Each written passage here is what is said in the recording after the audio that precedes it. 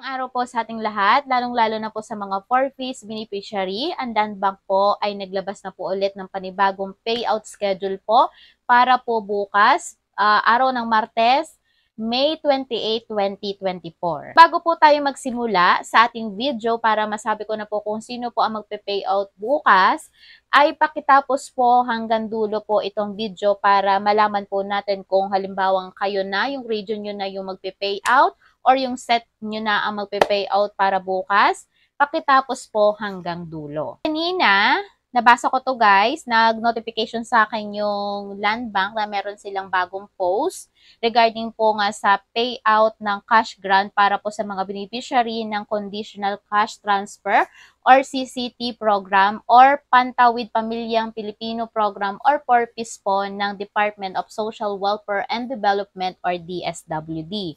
Ito po ay nakaschedule para bukas, araw po ng Martes, ika-28 ng Mayo taong 2024. Ito pong payout na to ay via ATM withdrawal sa mga piling Land Bank servicing branches. So talagang blockbuster na naman po itong pila ng mga 4-piece sa Land Bank. Basta pag mahabang pila, alam na payout na to ng mga 4-piece. Dito guys ngayon, yung payroll schedule ng mga rehiyon. Okay. Para po sa P1, 2024 RCCT CV5 regular, ito po ay para sa Region 3, 8, NCR, CAR, ARM, at BARM.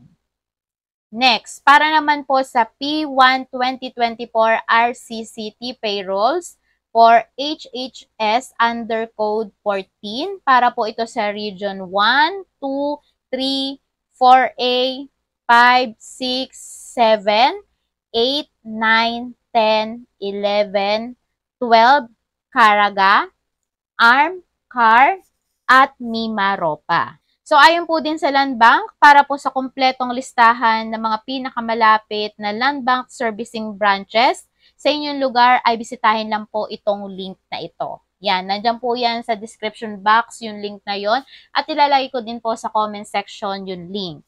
And of course, kung saan po natin nakuha itong ating source of article o ito pong payout schedule po, ito po ay nanggaling mismo sa official Facebook page po ng Land Bank. Ayan. So, yun lang pa po ang binibigay na client advisory for 4-piece. Paalala para sa mga eligible na 4-piece beneficiary na magpe-payout po para bukas.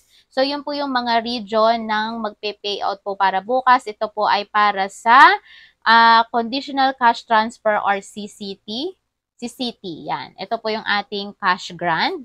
Papasok na po yun sa ating mga ATM at pwede nyo na po yung ma-withdraw bukas. Yan. Wala namang specific time na binigay kung kailan po natin ito makukuha. Basta papasok na lang po ito sa ating mga ATM. So, for now, yun lang po ang post ng Land Bank para po sa magpe-payout bukas. Para po sa mga iba pang mga payout, katulad ng mga educational assistant, ayan, mga UCTV, wala pa pong inilalabas ang DSWD na schedule para po dito. And once na meron na, mag-upload ulit ako ng separate video about po dyan. At mag-comment lang kayo dyan guys kung meron kayong katanungan about po sa mga payout schedule. Kapag kaya kong sagutin yan guys, sisikapin kong ma-replyan kayo. And then kapag hindi ko kayo ma-replyan, gagawa natin yan ng another separate video para po mapag-usapan natin yan. Ayan. So, that's all for today's video. And don't forget to subscribe and also click the notification bell para lagi tayong updated sa mga ganitong payout schedule para po sa mga 4-piece beneficiary and of course, para po sa ating mga senior citizen, yung social pension. Hanggang dito po muna. I'm Angeline for Nilignas Diary Vlog and see you all guys on my next vlog.